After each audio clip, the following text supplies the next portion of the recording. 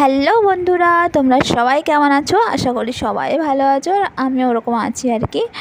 প্রচণ্ড পরিমাণে গরম পড়েছে, আর এই গরমে কিন্তু আমরা সবাই একটু কম ঝাল মশলা দিয়ে রান্না পছন্দ করি। হালকা ফুলকা খেলে কিন্তু আমাদের শরীরও ভালো থাকে, মনও ভালো থাকে, আর ঘুমটাও খুব ভালোই হয়। তো আমিও এরকম একটা রেসিপি নিয়ে চলে এসেছি, পুরো একদমই সিম্পল, কম মশলা দিয়ে, কম তেল দিয়ে, একদম সিম্পল প্রসেস। তোমরা সবাই কিন্তু বাড়িতে অবশ্যই ট্রাই করো, কারণ সবজিটা কিন্তু খুবই ভালো হয়েছিল। তো তোমরা সব সময় দেখো আমি কিন্তু শিলটা বেশি ব্যবহার করি, কারণ আমরা যেহেতু দুজন থাকি, তো দুজনের মধ্যে মশলা কিন্তু মিক্সিতে হয় না, খুব একটা ভালো করে বাটা হয় না। তার জন্য কিন্তু আমি অল্প অল্প করে শিলেই বেটে নিই। আর শিলে বাটলে তো জানো খাবারের স্বাদটাই আলাদা, তো একটু কষ্ট করে শিলেই বাটো, ভালো হবে, খাবার খেতেও ভালো লাগবে। সবজিতে কিন্তু আমার ঝিঙে ছিল, ডাঁটা ছিল, আর আলু ছিল, খুবই অল্প পরিমাণে আমি নিয়েছি। আর এগুলো দিয়েই আমি সিম্পল রান্না করব। তো চলো দেখে নেওয়া যাক চটপট রেসিপি।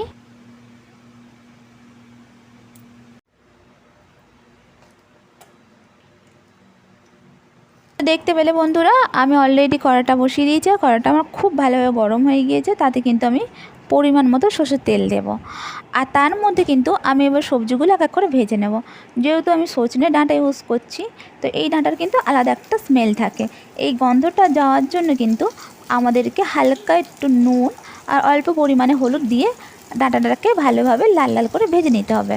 তো চলুন আমি রান্না করতে থাকি, আর আপনারা কিন্তু দেখতে থাকুন।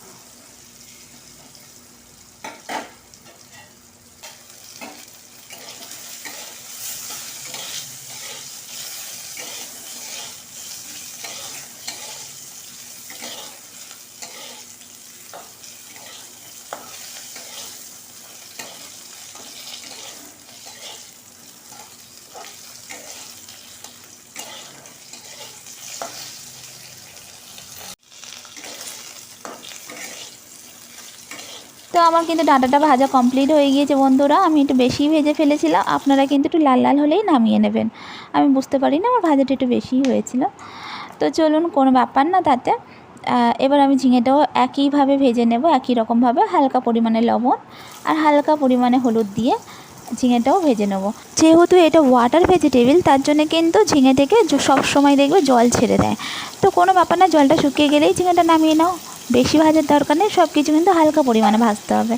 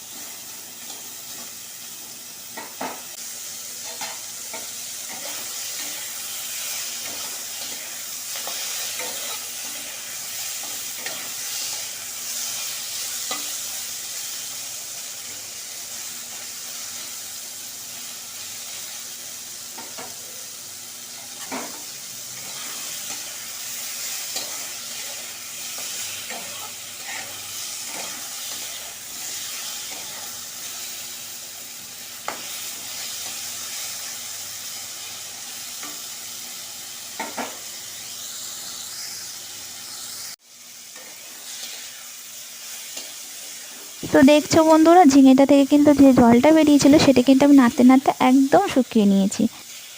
ঠিক এই পর্যায়ে না আমরা কিন্তু এবার ঝিঙেটাকে নামিয়ে নেব। এবার আমাদের মেন প্রসেস, তো দেখতে থাকো, মিস কিন্তু করবে না।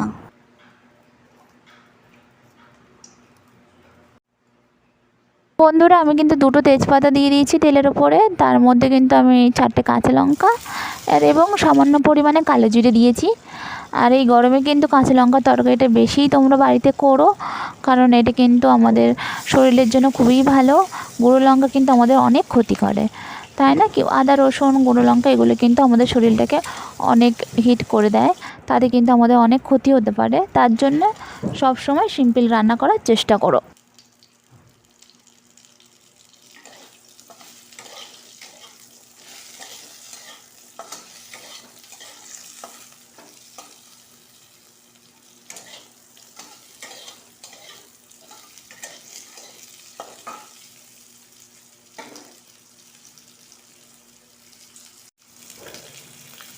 আমি আলুটা একটু নাড়াচাড়া করেই কিন্তু তাতে হলুদ আর লবণ দিয়ে দিলাম, একেবারেই দিয়ে দিলাম। পরে কিন্তু আমি হলুদ লবণ আর ইউজ করব না।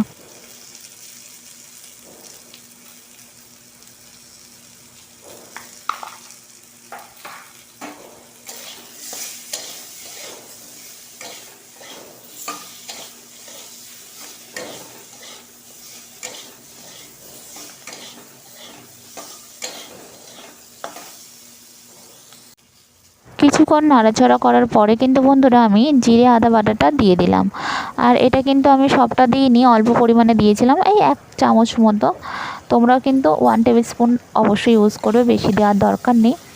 আর এটা দেওয়ার পরে কিন্তু বেশি ভাজবেও না, কারণ জিরে আদা কিন্তু বেশি ভাজে না, তাহলে তার কিন্তু স্বাদটাই চলে যাবে।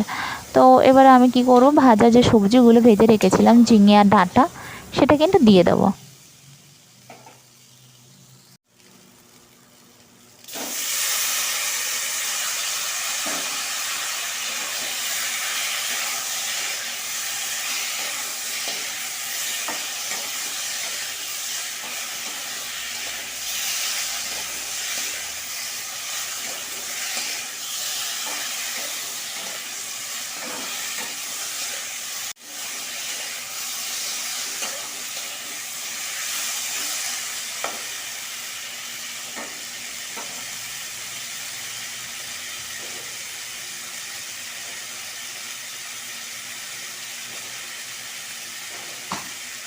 দেখলে তো বন্ধুরা আমি কিন্তু সবজিটা দিয়ে খুব একটা ভাজাভুজি করিনি, অল্প হালকা পরিমাণে নাড়িয়ে চড়িয়ে আমি কিন্তু পোস্ত বাটাটা দিয়ে দেবো।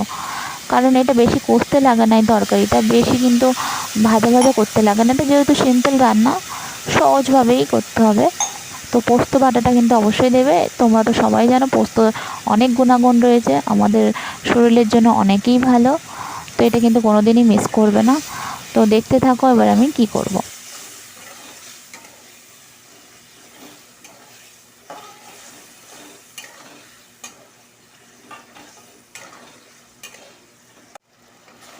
পোস্তটা দিয়ে কিন্তু বন্ধুরা একটু নাড়িয়ে চড়িয়ে আমি এবার পরিমাণ মতো জল দিয়ে দেবো।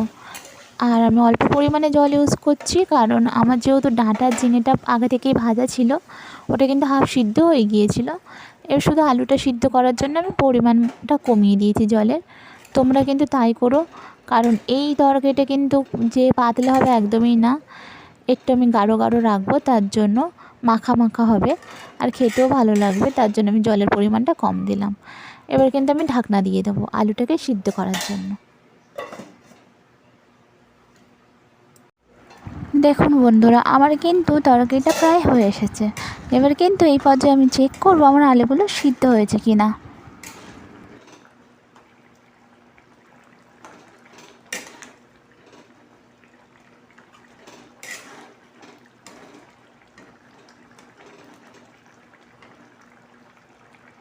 যেহেতু আমার আলুটা সিদ্ধ হতে একটু বাকি আছে, তার জন্য আমি 5 মিনিট মতো ঢাকনাটা আবার দিয়ে দিলাম।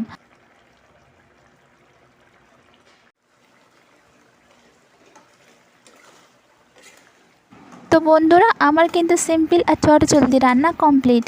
আর তোমাদের যদি এই রান্নাটা ভালো লাগে অবশ্যই লাইক কমেন্ট শেয়ার করে আমাকে ভালোবাসা জানাবেন। আর আমার চ্যানেলটাকে সাবস্ক্রাইব কিন্তু অবশ্যই করবেন। রাধে রাধে, ভালো থাকবেন, সুস্থ থাকবেন। দেখা হচ্ছে আবার নেক্সট ভিডিওতে।